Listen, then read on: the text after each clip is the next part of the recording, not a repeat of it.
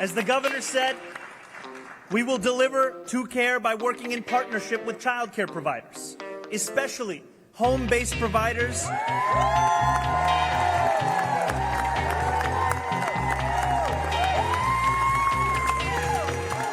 who have been doing this work without thanks or recognition for far too long. We will build on the city's existing 3K program and say no longer will a family in Flatbush be offered a seat but have to find out that that seat is in Astoria. We will add seats in the neighborhoods where demand has not been met. Welcome to New York One's Off Topic on Politics. I'm New York One's investigative reporter, Courtney Gross.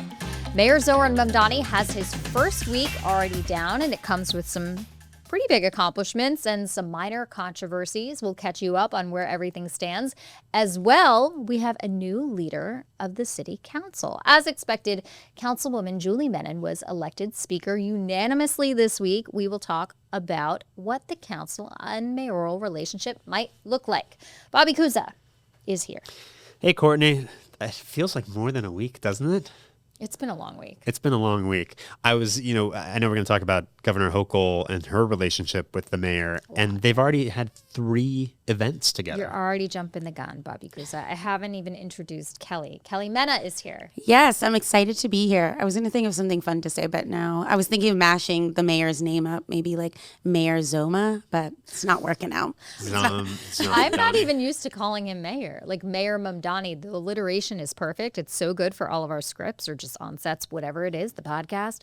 But I'm not there yet. I think it might take me like a month. Well, and then if you lose Zoran, it just doesn't have the same ring. Mayor. Yeah, it's not as exciting. There's no zomentum to it. There's right. no zomentum to it. Anyway, let's jump right in.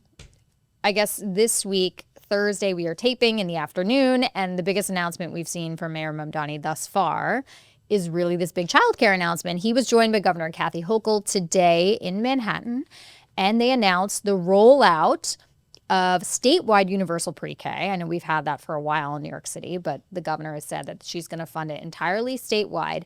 And also the beginning, dun, dun, dun, dun, they're calling it 2Care, right? 2Care. Not 2K, 2Care. That is obviously childcare for your 2-year-olds. I have a 2-year-old. That technically kind of exists in New York City, but pilot, and it's limited. Definitely not. And it's an actual lottery. Like when you talk about a lottery, is getting that free 2K. So thousands of dollars. Why didn't they just do this earlier? Whatever. Well, I was going to say expensive. It costs millions of dollars, especially like in the city Billions, and statewide. Yeah.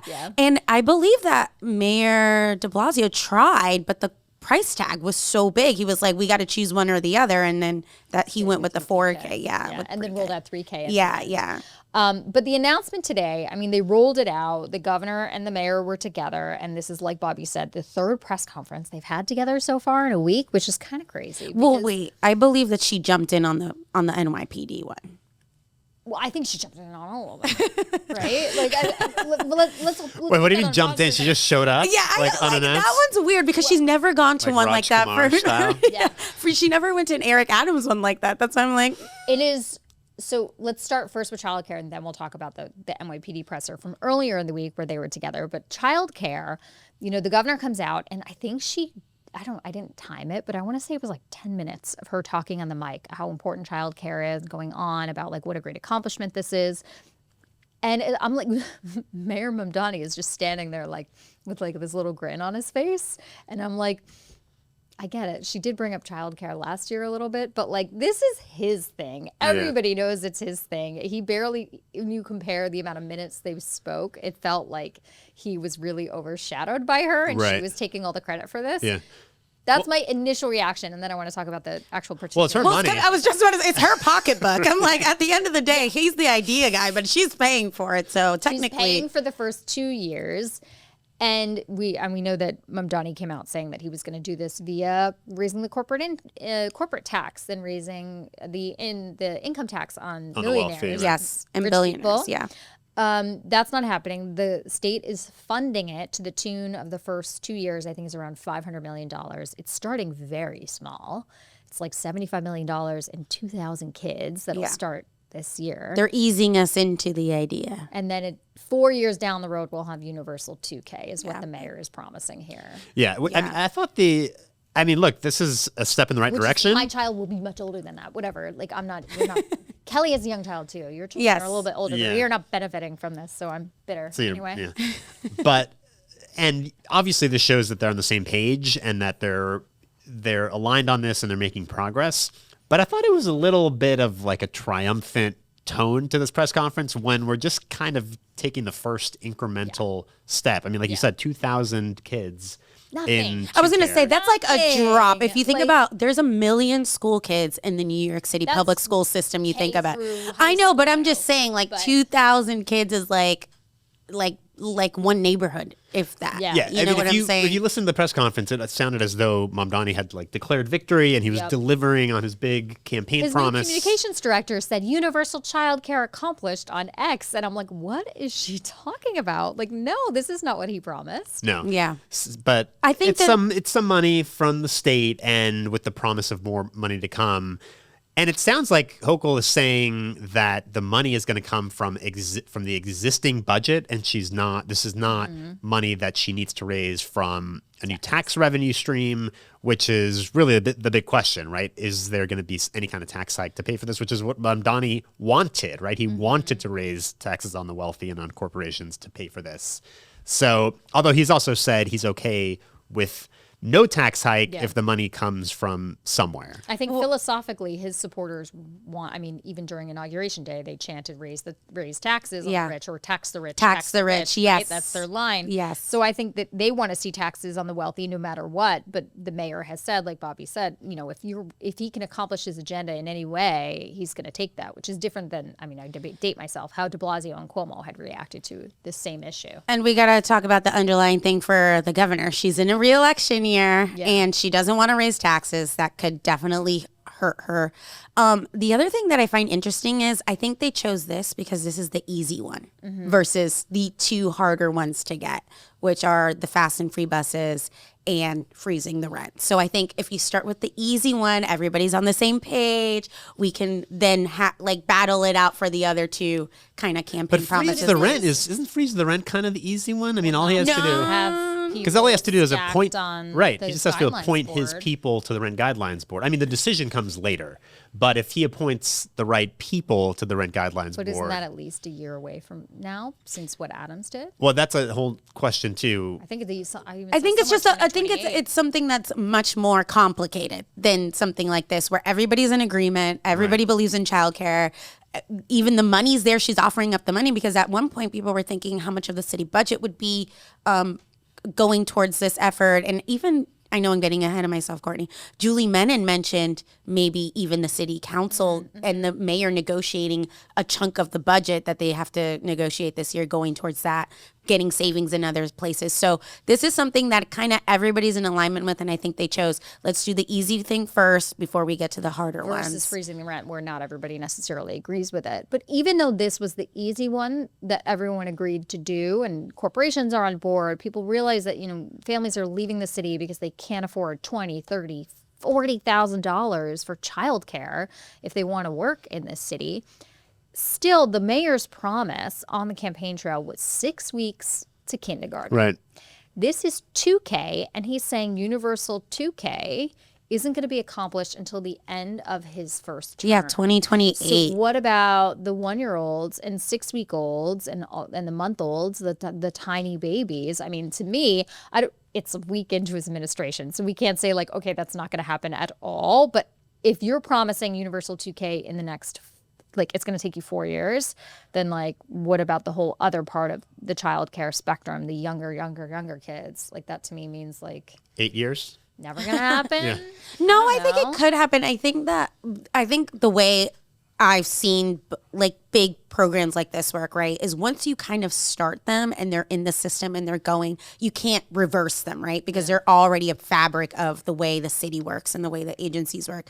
So I think that's something that they'll work on for the next hurdle. Obviously, because if you think about it, we already have universal 4K, and like you can't really go back on that now. So many parents rely on that. Myself, you get your kids to 4 years old and you're like, yes, finally, I think 3K. I'm 3K. like banking on 3K. Yes, right? exactly. And I know that it's not universal for a lot of people in different neighborhoods. I know friends of mine in Rockaway never got into a slot for 3K, so they had to continue paying for 3K. My son I have to apply now in the next month or two, and I'm like, fingers crossed that he'll be able to just stay where he's at, and I'll be able to get it subsidized now, and I won't have to necessarily pay for it anymore. And there's so much, I say this because there's so much infrastructure already in place to expand the program. Yes. Like, his 2K, he's 2, he stays, most likely he's going to stay at the same place for 3K. It's like it's seamless. And Yeah.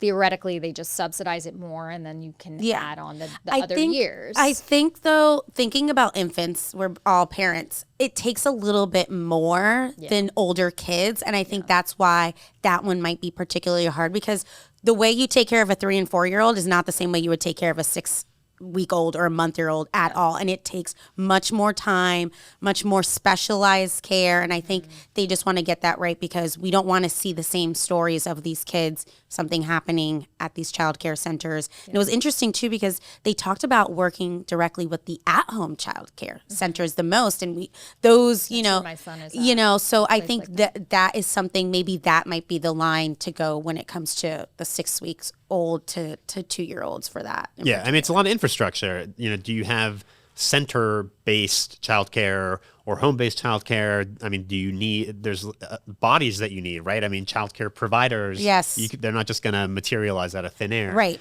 So it's not that simple. A lot of this is going to be contracted out. I mean, in some ways, 4K was a little bit, even though that was a huge lift as well, it was almost a little bit more straightforward, because it was all being done through the DOE. And in a lot of cases, not entirely through the DOE, but in a lot of cases it was already existing space on, at schools. This is more complex. Yeah. So this was accomplishment 1, we can say. Accomplishment 2 was earlier in the week, like you mentioned.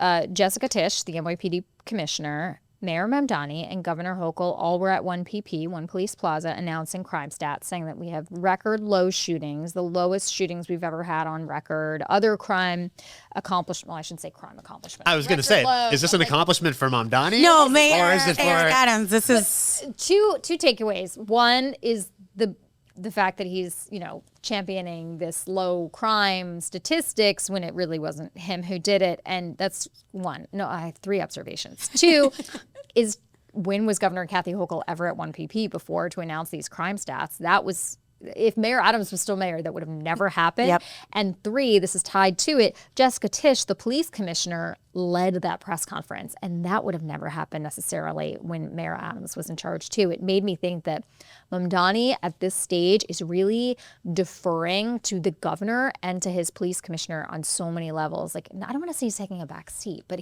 it didn't feel like he was, I don't know. No, Honestly. First, I was so in shock that the governor was even there, because I've gone to 1PP for these crime stats so many times, and it was always just Mayor Adams and the police commissioner, whoever it was at the time. So I think she's definitely using this. She's in a re-election year. We remember the last time she was in a re-election, it was Lee Zeldin talking about the New York City being this hellscape and crime was out of control. So I think she wants to make sure that lane is covered in case anybody tries to attack her on that issue, and say that, take some type of credit for it. And I think she's more than willing, if the mayor's not going to take credit for it, for her to take credit for it. And I think for Mamdani, his big thing is not this public safety police mayor. I don't think he wants to necessarily feel like I'm tamping down on all these crimes in the city and all these people are doing bad things. I don't think that's the way he comes at it. He comes from a standpoint of those impacted by the way we police in our city. And so I think he's like, well, I'm the mayor, so I need to, be here and talk about how the city is safe. But I think that's why he preferred to defer to the police. But that's what's so interesting. I mean, not only is he not like the tough on crime mayor, I mean, quite the contrary. We all know he was a very vocal critic of the NYPD, I mean, to put it mildly, right? And there's so many issues about related to policing where he is not aligned with Jessica Tisch. I mean, he's been hugely critical of the gang database and the SRG, the Strategic Response Group, and the way that police discipline is handled. I mean, on and on. And it doesn't seem like there's any reform coming. It seems like Jessica Tisch is in charge and she just has free reign to run the department as she sees fit. And so all those reforms and all those positions on policing, it seems like Mamdani is sort of leaving them by the wayside. The one exception, the big exception, being the Department of Community Safety. I mean, he promised to create this whole new department to respond to mental health emergency calls and to take that responsibility away from the NYPD. And it seems like, I mean, from the way they have talked, they didn't talk a lot about it at that press conference, but it seems like he does have buy-in from Jessica Tisch to create this department. Yeah. But I don't think there's been any moves made in that direction yet. And for now, it's like, crime's down, let's not mess with it. And as long as Jessica Tisch can keep the numbers going down, I think, you know, justifies her being sort of left alone to operate the department as she sees fit. Yeah, even the gang database came up during that press conference. So Mamdani is standing to her left and Jessica Tisch is defending the gang database and the reason why they have it. And she's talked about, you know, youth crime and how there's a shooting in a certain area of the city and they have the gang database to reference to make sure that they can keep shootings down. And Mamdani is just standing there and like... Well, and you know what was interesting? She also said at the podium, I don't know if it was the beginning or the middle of her remarks, about how there was all this media that all these police officers would resign once Mayor Mamdani took office. And then she's like, nope, nobody's going anywhere.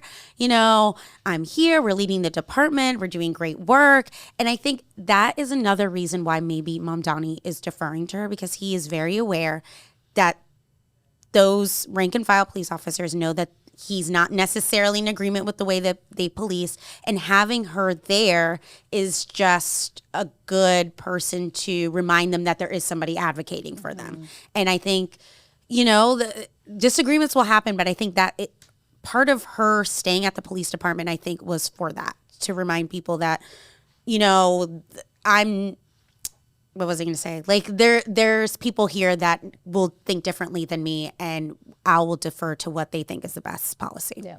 And then speaking of people or expertise, the mayor, his first press conference on Inauguration Day, was announcing the head of the mayor's office of tenant protection. And it is a longtime housing advocate. Her name is Cea Weaver. And this, I guess, gets to the controversy part of our discussion today about the Mamdani administration. Bobby, I feel like you were covering it, right? A little bit. I mean, I was with the mayor yesterday at this event he had in Jackson Heights, where he got a lot of questions about Cea Weaver. So Cea Weaver, I mean, for those who don't know the backstory, she's a pretty well-known housing activist. So this wasn't a huge surprise to see that she had said these things in the past on social media and elsewhere, but all this stuff got dredged up after she was announced as the head of this office. Where I have the tweets. No, but you didn't bring up the part. She cleared her social media. She deleted it. She deleted it, like cleared her social media, but then there was a reporter that was basically keeping tabs of it and taking screenshots. And so once she was announced as the head of the mayor's office to protect tenants, that reporter then put it out there. And then so now she had to answer for those previous comments that some people could see as controversial, others not necessarily. She said no more white men in office platform should be something, that they should impoverish the white middle class. And she called home ownership a weapon of white supremacy. Yeah, I think she said private property, especially home ownership, as a weapon of white supremacy. So, I mean, these are some pretty, I guess you could call them extreme ideas. Yes. And she has now sort of, to some degree, distanced herself from it. She was on Inside City Hall this week where she said it was regretful, she said, and it's not how I would say that. You know, it's not how I would phrase things now. Mm-hmm. But, you know, the other interesting about this whole episode is that it's not great. It's not a great look for Mamdani, who has been trying to prove, especially since he won the primary in June, that he's not this lunatic radical communist who's going to come into office and seize private property. And then you have Cea Weaver basically saying we shouldn't have private property. So, but he's been standing behind her the last couple days. unlike a previous Yes. appointee who got in trouble. So I think he's kind of betting that this is just going to subside and the controversy is going to kind of settle down. I think it's also interesting. I don't know about you guys, but even as a reporter, it's hard to know how much oxygen to give to this story, because it seems like a lot of it is the right-wing outrage machine that is making a big issue of this. And you see it on social media, which we all spend too much time on. I don't know if to the average New Yorker, anyone cares what Cea Weaver tweeted, 5, 6, 7 years ago, if they're not Governor Mamdani is not going to seize private property. This is not the agenda of the administration. It feeds a narrative, right? It feeds a narrative that Sure. homeowners should be concerned. There was one thing that was unearthed. I saw it on social yesterday, where she and Mamdani was in the same Zoom with her. So I assume it was around the 2020 or so. And she was talking about how she wants the value of property in New York City to go down. And on one hand, as a tenant advocate, you can understand that, because you're like, well, yeah, if the value of property goes down, then rents are going to go down. And I can understand that that's why you would want to push that type of policy. But someone as a homeowner, and there's 1 million plus at least, how many homeowners are in this city? I don't want the value of my property to go down. So that kind of, I can see how, remarks like that would be unsettling to Yeah. Oh, well, and I was going to say, the other thing that I think also worried a lot of people is there are many homeowners have already been bashed in the last year under the previous mayor, and because of the rising rents and affordability. But the other thing is homeownership in New York City also, there's a lot of Black and Latino home ownership. Yeah. And so for this person that doesn't necessarily look like a Black and Latino who's renting in the city, and many people may see, doesn't necessarily. She is white. She's white. white. She's white and a renter. Yeah. And you're trying to say that you're coming after people who own property, and there's a lot of Black and Latino homeowners. They get worried because a lot of their wealth is tied up in their home ownership. So, that it's not, and I think this was the same divide that we were seeing when Mamdani was running for mayor, this generational divide within these own ethnic groups, where there was some worry there about this. And I think her old comments are dredging all of that back up. And you can see the logic of what she said about white supremacy. I mean, redlining, discrimination in housing, discrimination in the ability to get mortgages. I mean, this goes back to the 40s, 50s. I mean, before that, 60s, 70s. Well, even who can rent? Yeah, who's going to get the rents? You can all of that. There is housing discrimination based on race and ethnicity in this country, in this city. There's no doubt about that. You understand why she's saying these types of things, but I can see the flip side of it too, where you're like, wait, don't take my house. Yeah. And Mamdani has taken pains to reassure people at the news conference yesterday. He said, well, what I want in the city is stability for people, and home ownership is a big part of that. So he's trying to reassure people. He's talked about property tax reform, which seems like another policy platform that he kind of put out there to try to reassure homeowners and people who aren't renters that he's going to look out for their interests too. So again, it's not like he's embarking on some communist project to seize private property. That's not what's happening. Yeah. But Cea Weaver is going to have this position in the administration where she's there to protect tenants, I guess. I mean, I don't know exactly what that involves. The mayor also this week announced he's going to have these rip-off hearings. Rent rip-off? Is that what it's called? Yeah, rent rip-off hearings. Where I guess people can go and give their horror stories about, as renters, and then eventually that will inform policy or some action on the part of the administration. So that was, some of the stuff he's done in these first, 7, 8 days is kind of symbolic, right? The rent rip-off hearings,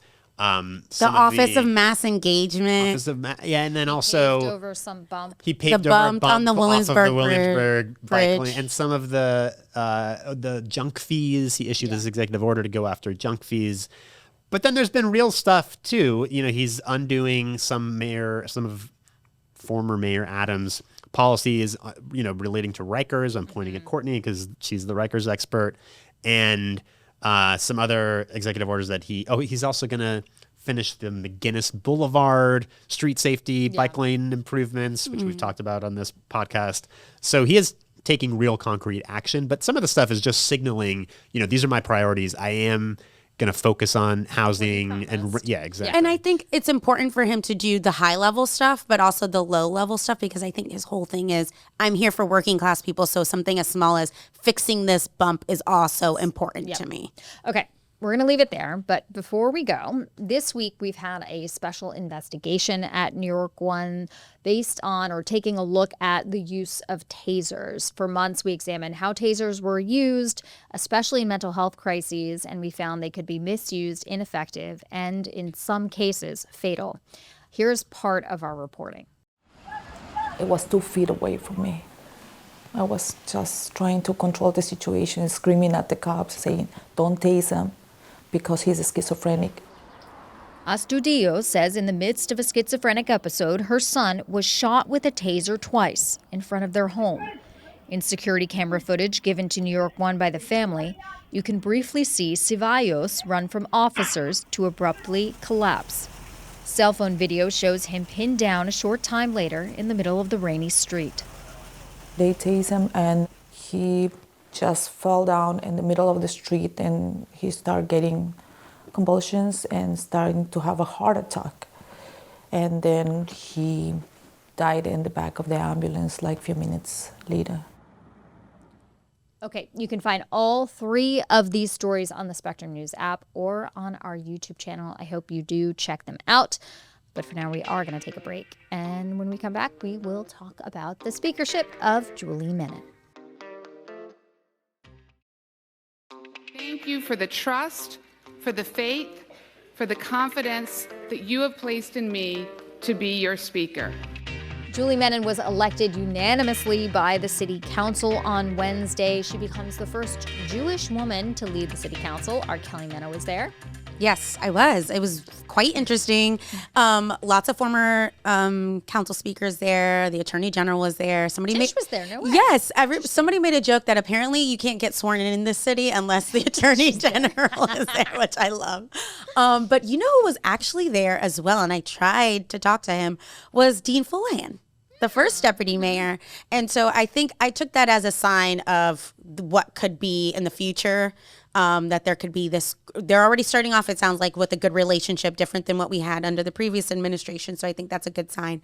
And Julie said to him, "I'll talk to you in the future," like looking forward to working together. So during her speech, I mean, she gave a speech on the floor of the city council after all these people elected her. I mean, what was the thrust of it? Do we know what her priorities are going to be? Yes, we do. Some of them. One of them is the childcare, universal childcare, which was, we've been talking about it. Another Everybody loves universal childcare. Yes, and she has 4 kids. Today. She was there today, and she has 4 kids, 3 boys, and the last one is a little girl. And they were there actually yesterday. Are they older?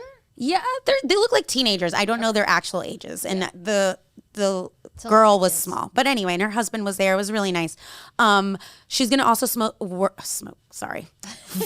focus on small businesses. She used to be a small business owner, so that's something that she wants to focus on, reducing fines for them and making it easier for them. She also mentioned this idea that there was a lot of waste in the previous administration, and that there could have been this idea that the way the contracts were done previously, no bid contracts, she wants to end that and actually make it competitive. And we know that the previous mayor really had a lot of that going on under his administration, especially when it came to the migrant crisis. She said that there could be some savings there, and that there could also be, a review process when it comes to many of those contracts and what that could be.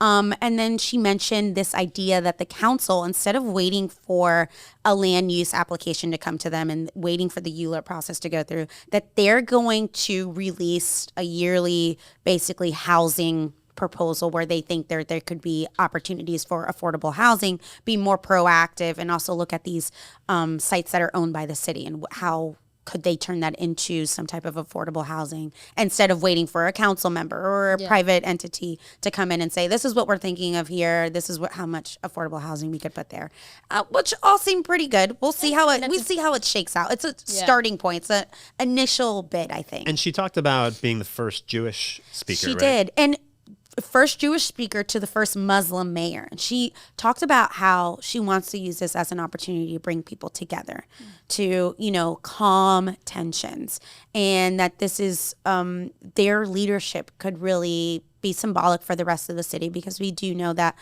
Israel and that particular topic it's still very sensitive here in the city. So she did mention that. It is clear, though, I watched her press conference, that she talks a lot about partnering with the mayor, but it's clear that she is going to stake out her own ground and be, she seems to want the council to take its own sort of muscular role, in its own right. And even though she's real on board with universal childcare, she was asked at the press conference about all these different priorities of Mamdani's, and she's not very committal when it comes to, she didn't want to talk about the rent freeze. She said that's not, that's up to the rent guidelines. And then the free and fast buses, she said you got to ask the Albany lawmakers about that. So you know what she did say, though, that I thought was funny. She said, and she said this on Inside City Hall when she was on Wednesday night. She said, it's her, the slowest bus in the city. She talks about the M15, but she also said, well, we're all in favor of fast buses. And I'm like, yeah, fast is not the important part. Yeah, the free is the important part. That's the fast buses is not controversial. So she said she kind of punted on that, and even on universal childcare, she says if there's, she made it sound like there might be some city funding, but it's not going to come. It's going to come from savings that are found in the budget. Yes, There's like not new money. Yeah, not new money, but where they can some savings that they may find somewhere else that maybe the previous administration had put somewhere. They'll put towards childcare. And like I said, she's a mom of 4. And so she knows that that's important. And so I think childcare is never a controversial issue in the city. So it's an easy one to have buy-in, to say you want to get done, and lots of people will be happy about it. I feel like most interpret her as a counterweight to Mamdani, right? I mean, even obviously there are religious differences. I mean, Mamdani is from Queens. She's from the Upper East Side. I mean, they are just representing, even if you just look at their districts, very different parts of the city. They're very different set of New York. Yeah, that's the big question. Is she going to be a check on the mayor, or is she going to be more of a collaborator? Not that she can't do both, but I think there's a lot of people in the city who are, maybe in the quote unquote establishment, the business community, the real estate community, of people who didn't vote for Mamdani. Right, and I think a lot of people are looking to her to be sort of a check on his agenda, and she is more moderate. At least relative to Zoran Mamdani. I feel like I did a story this week on Dan Goldman, and I feel like our views of the political spectrum are so warped now because you have Zoran Mamdani and other Democratic socialists in power. So Dan Goldman, who's like pretty progressive by a lot of measures, is now moderate. This like right wing, moderate, at least Democrat. And Julie Menin is a progressive by a lot of measures, but she feels like she's this moderating force now that you have a DSA mayor. So I think, and she also talked about using the council's subpoena power, right, to both with with city agencies and even with the private sector. So I think she's gonna lay her legacy down, and she knows what she's going after. And I will also point out that I think she's very aware that many people are looking to her to be a check, and she's trying to walk that balance carefully because she wants to, you got to pick your battles when you're at the leadership roles. So. But you said she wants, it's going to be a better relationship than the previous. She did just say, but that's also a low bar, right? That's a very low bar because Mayor Adams and Speaker Adrian Adams, that relationship kind of went to hell. But everybody thought they would be great together. Yeah. They're both from Southeast Queens, but it didn't work out for them. So we'll see how this next 4 years goes. This relationship may end up surprising us, but we're going to have to do it. Leave it there for this week's episode. You can always watch us on Inside City Hall Monday through Friday at 7 o'clock. We love your feedback. You can send us an email at yourstoryNewYork1@charter.com. You can subscribe to Off Topic wherever you get your podcasts. If you like what you're hearing, leave us a review. You can also leave us a review if you don't like what you're hearing. Thanks to our producer, Anthony Roman. Thanks for listening, everybody. We will see you next week.